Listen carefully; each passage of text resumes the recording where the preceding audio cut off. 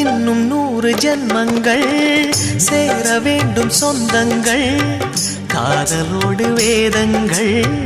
5 என்று சொல்லுங்கள் தென்பொதிகை சந்தன காற்று உன் வாசல் வந்திட வேண்டும் ஆகாய கங்கைகள் வந்து உன் நெஞ்சில் பொங்கிட வேண்டும் கண்கள் கண்ட கனவுகள் எல்லாம் நிஜமாயின்று ஆனதே